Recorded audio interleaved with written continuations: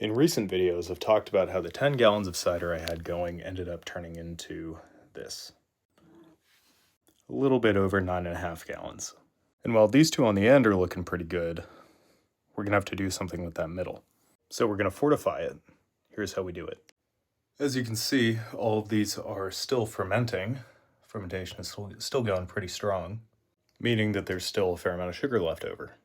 I prefer my ports to be pretty sweet, and I believe we had gotten down to like 1.03-ish, which is just a fancy way of saying there's still a fair amount of sugar left in there. So when I transferred that excess juice into the 1 gallon carboy, I threw it in the mini fridge. Doing that makes the yeast go dormant, so we don't have any active fermentation right now, meaning that we'll have the same amount of sugar. But now that I have everything that I need for this step, we're going to go ahead and pull this out. We'll give it an hour or two to come up to temperature, and then we'll move on to the next step. The next step is to sanitize everything, then siphon into there so we can know how much juice we have and then put it into there.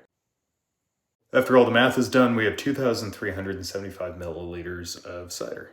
Check our gravity, and I'm going to call it 1.029. If you're curious, here's the math I did. We need to know how much wine we have and what alcohol percentage, the alcohol tolerance of our yeast, and then use a dilution calculator to figure out how much spirit we need to dilute it up to 18%. I'm going to gently pour that in. Like a martini, we want to stir it, not shake it. Get an airlock on there, and get it to where it is going to be. Next step is to figure out what to do with this headspace.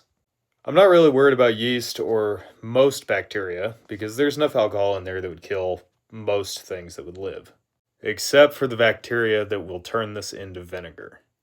So what we need to do is figure out how to deal with that headspace. We can either throw in marbles or just find a smaller container. Probably going to go with that second option. I'll check back in 24 hours and find out if I added enough alcohol. Easiest way to tell is it should look like that, not bubbly, instead of like that, very bubbly.